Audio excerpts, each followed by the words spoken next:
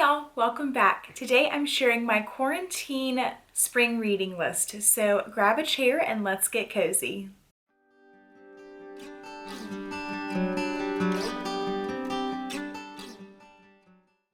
I have put together 6 books over 4 different genres for my quarantine reading list.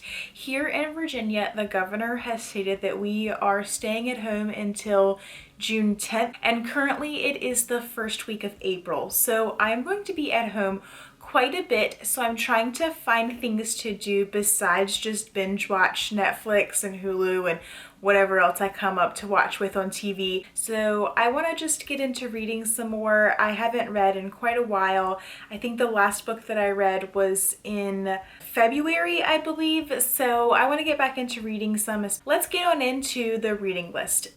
The first genre and my current read is contemporary romance. The first read that I have is Luck, Love, and Lemon Pie. This section also comes with a theme, and you will see that with the next book. So I am currently about 100 pages into this, and so far it's pretty good. I like the characters. I have read an Amy E. Reihart book before, and I really enjoyed it. It was about an apple orchard, so this time it is a husband and wife, well, a family, but it's like centered around the wife, and so I will just read the description for y'all. One marriage gone stale, one big bet, one chance to fall in love all over again. When Milwaukee area wife and mother MJ Bordeaux notices her husband Chris seems more interested in the casino than in spending time with her, she's more bothered by her own indifference than by her husband's absence. So she picks up poker as a way for them to spend more time together and recapture some of the fun of their earlier relationship. Although the game doesn't give her the quality time with Chris she'd hoped for, MJ finds she has an uncanny knack for it. Increasingly unhappy at home and intoxicated with her newfound freedom, MJ escapes to the Felt for comfort. After a string of great wins, she finds herself in Vegas, attracting the attention of a certain magnetic poker star. But when she's forced to choose between her precious family and an exhilarating new lifestyle, the stakes might be higher than she thought. MJ will have to play her hand carefully or risk losing it all. I am not really a poker fan. I don't read poker, but I did like Amy's last book, so that's why I chose to read this one.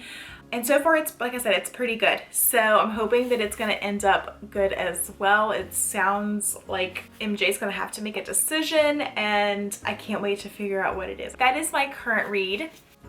The second book that is in this genre is The Lemon Sisters by Jill Chavez, and now you can see the theme is lemons. I had been working from home, and this book has been sitting back on my cart right there, and it has been staring at me, and I want to pick up both of these books. I actually tried to start reading this one. I think I got maybe about a chapter in, and I just wasn't into reading at the time. I just couldn't get into it. Anyway, I have read Jill Chavez's other books in this series, which are Rainy Day Friends and Lost and Found Sisters, and I really enjoyed those. I will read this description for you as well. Brooke Lemon has always led the life she wanted, wild adventures and mistakes included, something her perfect sister Mindy never understood. So when Mindy shows up on Brooke's doorstep in the throes of a breakdown with her 3 kids in tow, Brooke's shocked. Wanting to make amends, Brooke agrees to trade places, taking the kids back to Wildstone for a few days so Mindy can pick up the pieces and put herself back together. What Brooke doesn't admit is she's just as broken. Also, how does one go home after 7 years away? It doesn't take long for Brooke to come face to face with her past in the form of one tall, dark, sexy mistake. But Garrett's no longer interested.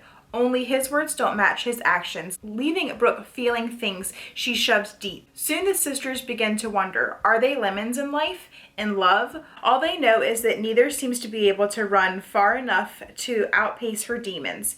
And when secrets surface, they'll have to learn that sometimes one person who can help the most is the one you never thought to ask. So I always love Jill's books. They usually have like some kind of internal debate where the main character has to go through this internal journey to figure out her life. I'm very excited to read this one as well. So hopefully I can get to it before the, summer.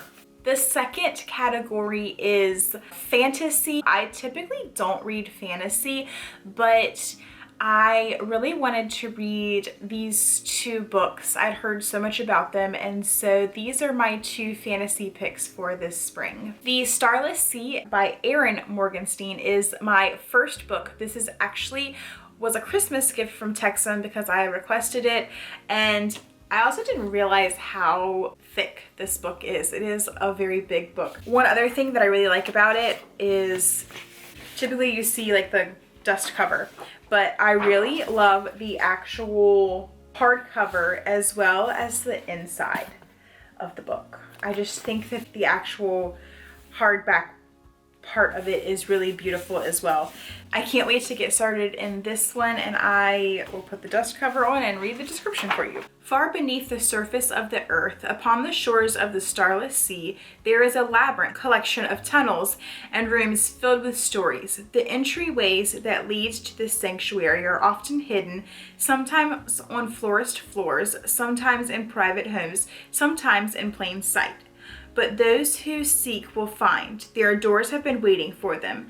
Zachary Ezra Rollins is searching for his door, though he does not know it. He follows a silent siren song, an inexplainable certainty that he is meant for another place. When he discovers a mysterious book in the stacks of his campus library, he begins to read and is entranced by the tales of lovelorn prisoners, lost cities, and nameless acolytes. Suddenly, a turn of the page brings Zachary to a story from his own childhood, and possibly written in this book that is older than he is. A bee, a key, a sworn emblazoned on the book leads Zachary to two people who will change the course of his life. Maribel, a fierce pink-haired painter, and Doran, a handsome barefoot man with shifting alliances. These strangers guide Zachary through masquerade party dances and whispered backroom stories to the headquarters of a secret society where doorknobs hang from ribbons, and finally through a door conjured from paint to the place he has always yearned for. Amid twisting tunnels filled with books, gilded ballrooms, and wine-dark shores, Zachary falls into an intoxicating world soaked in romance and mystery.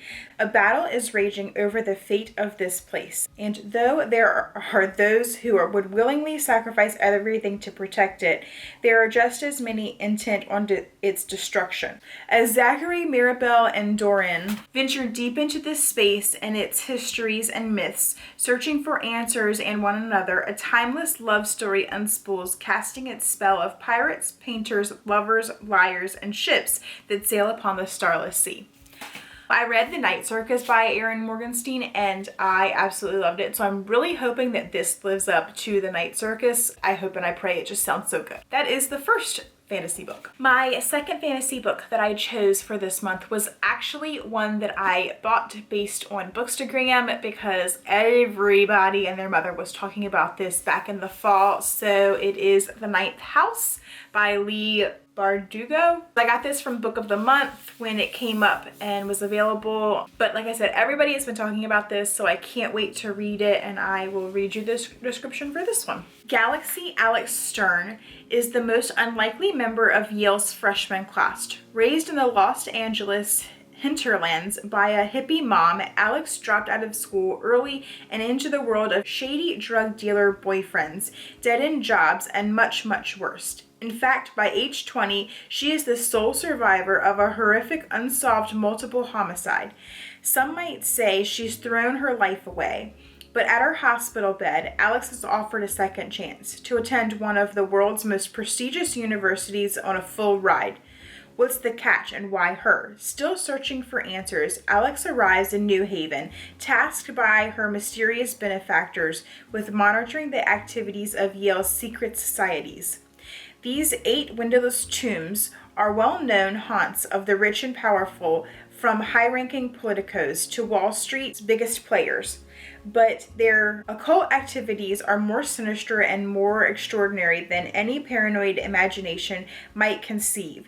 They tamper with forbidden magic, they raise the dead, and sometimes they prey on the living. So I think this also sounds really good and very mystery driven, and just like what kind of stuff can they get into, but raising the dead, like whoa, I can't wait to read this one. Let's stick with the mystery genre, and my next one is mystery thrillers. The Woman in Cabin 10. You have heard me talk about this once before, and I attempted to read it. As you can see, I got about 30 pages in, but it just, I tried to read this on the cruise ship. A couple of nights I went down to the solarium to try to read this. It was nice and warm in there, and I just couldn't get into it. I'm hoping that after I read a few books that kind of get me back into reading, that I will be able to pick this up and I will enjoy it, because it sounds so interesting and the cover is just beautiful. So I don't know, I'm really hoping. Here's to The Woman in Cabin 10. And the second mystery thriller that I am planning to read, The Long Bright River by Liz Moore. I think I purchased this because I needed a book. Let's back up. So I made a goal to read 50 books from 50 states this year into next year, because I know I'm not going to be able to read 50 books this year. I've read books from Massachusetts as well as Utah. I think it was Utah, Colorado. One of those states in the mountains. And so I've been looking for books to go in other states. And so this book takes place in Pennsylvania. I think that, combined with the fact that it was a mystery thriller, like a police mystery, I think is the reason that I bought this book. Let's read the description and see how it sounds. In a Philadelphia neighborhood rocked by the opioid crisis, two once inseparable sisters find themselves at odds. One, Casey, lives on the streets in the vice of addiction. The other, Mickey, walks those same blocks on her police beat. They don't speak anymore, and the police department has no idea of their connection. But Nikki never stops worrying about her sibling. Then Casey disappears suddenly at the same time that a mysterious string of murders begin in Mickey's district, and Mickey panics over her sister's safety. Risking her job and maybe the welfare of her 4-year-old son, Mickey becomes dangerously obsessed with finding the culprit and her sister before it's too late. Alternating the present-day mystery with the stories of her sister's childhood and adolescence, Liz Moore creates a work that is at once heart-pounding and heart-wrenching. Long Bright River combines the very best of criminal fiction with the emotional intimacy of an unforgettable family drama, a moving and suspenseful story of sisters, addiction, and the formidable ties that persist between family and fate. That was my December book of the month. My last genre is historical fiction and nonfiction, but both of them I think are going to be great books. The first one up I've had for quite a while, and I hope that I'm going to be able to actually read it this time. It was on my, I think, like November TBR, and I didn't get to it, and I just never tried to pick it. I didn't even try to read it. I just never got to it on my November TBR, and so I just never even put it on a TBR again. Let's hope that I can read it this time. It is The Flight Girls, because I have heard great things about it, and it seems so interesting. I love World War II historical fictions. It is by Noelle Salazar, and here's the description. 1941. Audrey Coltrane has always wanted to fly. It's why she implored her father to teach her at the little airfield back at home in Texas. It's why she signed up to train military pilots in Hawaii when the war in Europe began. And it's why she insisted she is not interested in any dream, derailing romantic love involvements, even with the disarming Lieutenant James Hart, who fast becomes a friend as treasured as the woman she flies with. Then one fateful day, she gets caught in the air over Pearl Harbor just as the bombs begin to fall, and suddenly nowhere feels safe.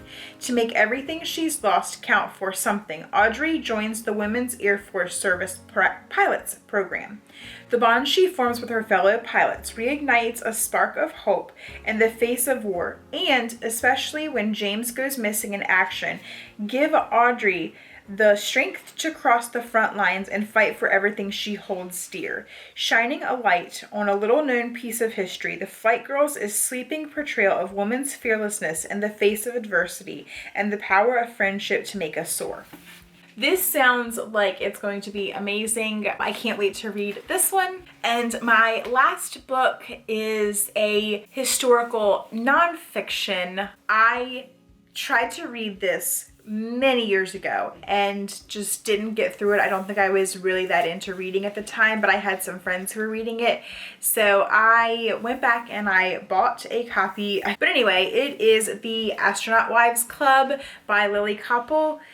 I'm just fascinated with the 50s and the time period, the women in that time period and anything like that. Oh, I didn't realize this actually has pictures in it. This is so cool. As I was flipping through. So anyway, I'm fascinated with this time, and so I really hope that I can get back to reading this book. I will read the description of it. The Astronaut Wives Club.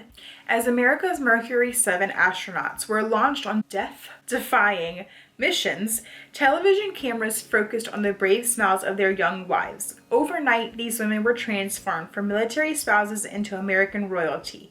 They had tea with Jackie Kennedy, appeared on the cover of Life magazine, and quickly grew into fashion icons. Annie Glenn, with her picture-perfect marriage, was the envy of the other wives. JFK made it clear the platinum blonde Renee Carpenter was his favorite, and licensed pilot Trudy Cooper arrived with the secret that needed to stay hidden from NASA. Together with the other wives, they formed the Astronaut Wives Club, providing one another with support and friendship, coffee, and cocktails. Many bought houses next door to one another, helping raise each other's children by day while going to glam parties at night as the country raced to land a man on the moon. As their celebrity rose and as divorce and tragedy began to touch their lives, the wives continued to rally together, forming bonds that would withstand the test of time, and they have stayed friends for over half a century. The Astronaut Wives Club tells the real story of the women who stood beside some of the biggest heroes of American history. I have chills on my arms right now.